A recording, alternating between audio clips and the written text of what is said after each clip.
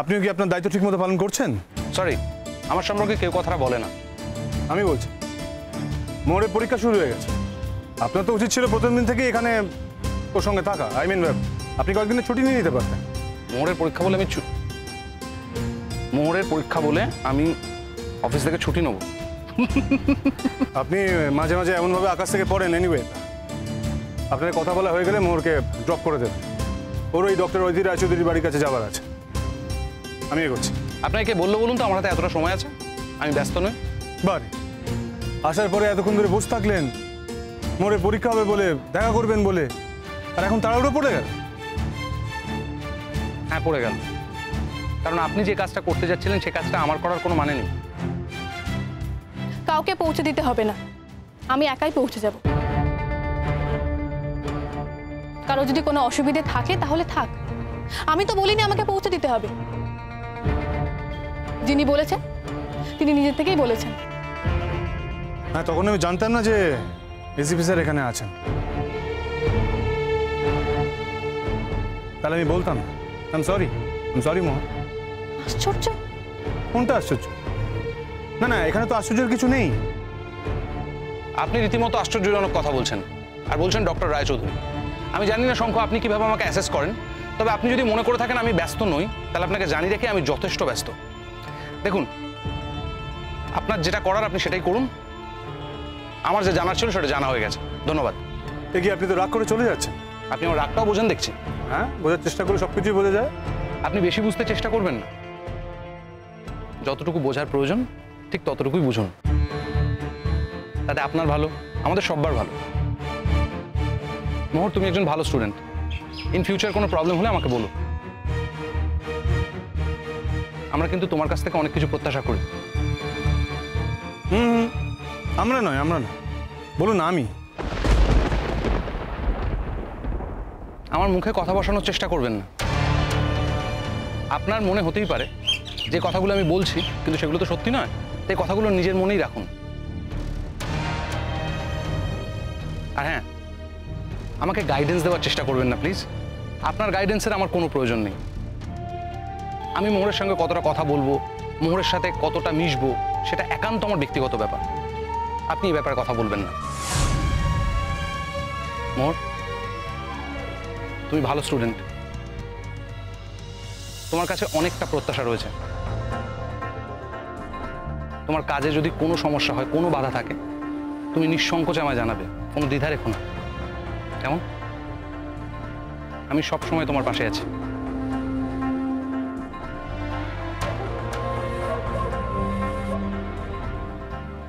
Good luck.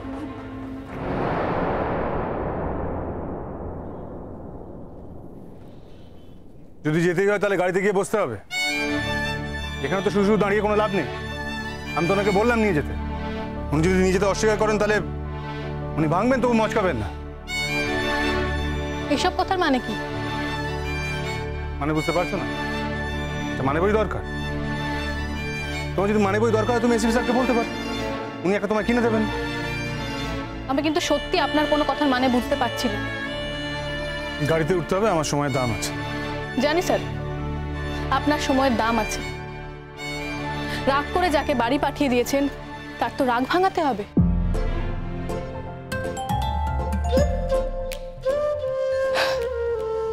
Anyway, আমি কিন্তু পেছনের সিটে বসবো। I am not your driver. হ্যাঁ, মিনিমাম কার্সিটুকু জানো না? কেন আমার সামনে বসে যদি কেউ রাগ করে তাহলে তো সে নিজেই পৌঁছে দিতে পারতো।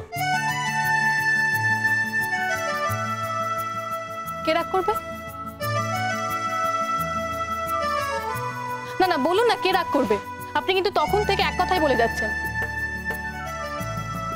কেন যে আমি বারবার ভুলে যাই যে তুমি একা নও, তোমার জীবনের সঙ্গে আরেকজন জড়িয়ে আছে। আমার তো এটা ভোলা উচিত নয়। কেন যে ভুলে যাই। আচ্ছা, আপনার সঙ্গে কি আমার কখনো একটা দিন পুরো ভালো কাটতে পারে না? আপনি এসিপি স্যারকে দেখলে এরকম জ্বলে ওঠেন কেন?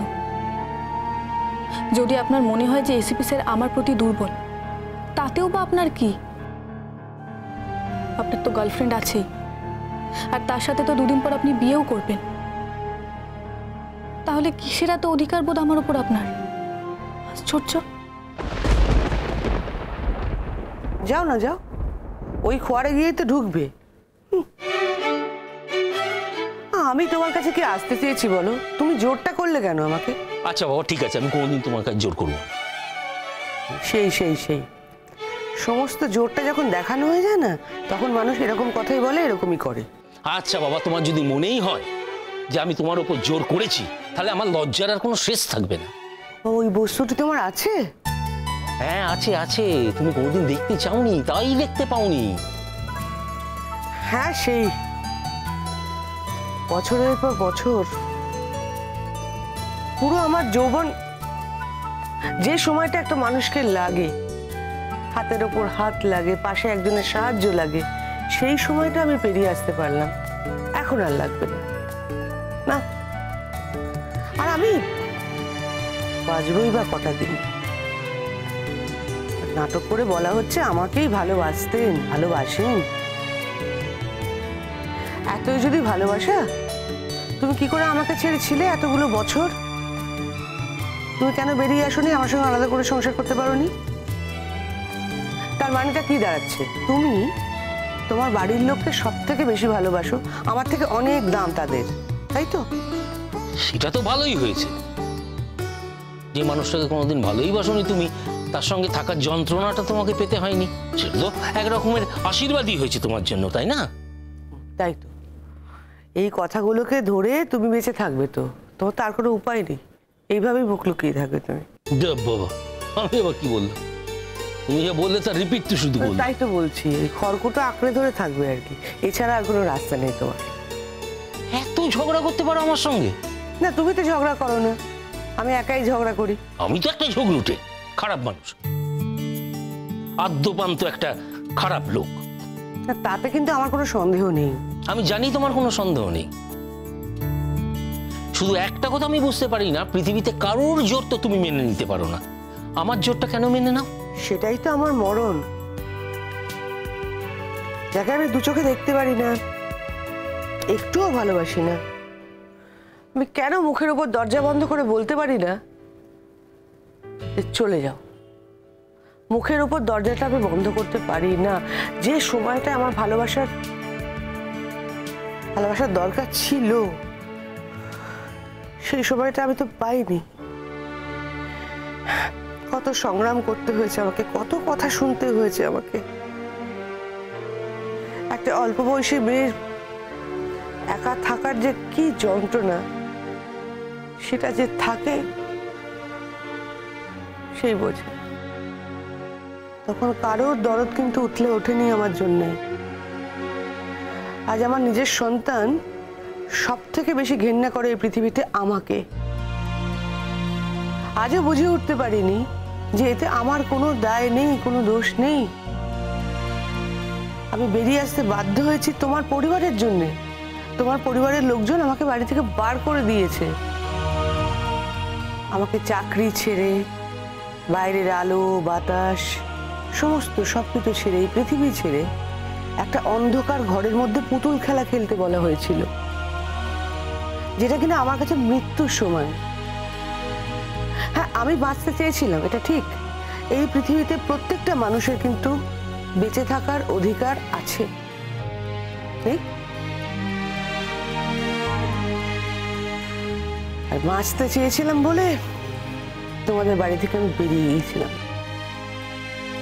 তুমি আমাকে কোনো আশ্বাসই দাওনি যে না, আমি আমার ছেলের বউ নিয়ে আলাদা থাকবো, এরকম কোনো কথাই বলনি। উল্টো এটা বলেছো যে আমার ফ্যামিলি যা যা বলবে তোমার সব মেনে নিয়ে চলতে হবে, বলনি?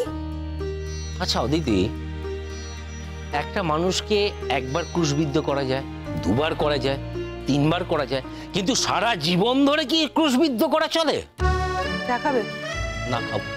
কেন খাবে না? কেন চাতে তুমি না করছো হঠাৎ? যা বাবা, আমার ইচ্ছে করছে না, তাই সেটাও আমি বলতে পারবো না।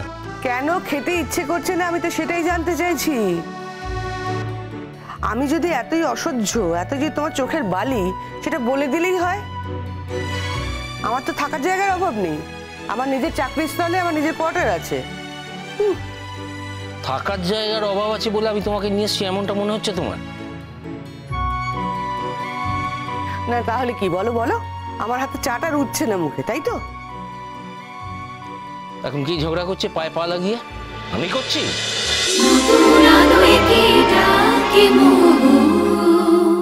স্টার জলসার প্রিয় শো দেখার জন্য সাবস্ক্রাইব করুন আমাদের ইউটিউব চ্যানেলে এবং আপডেটেড থাকার জন্য প্রেস করুন বেল আইকন।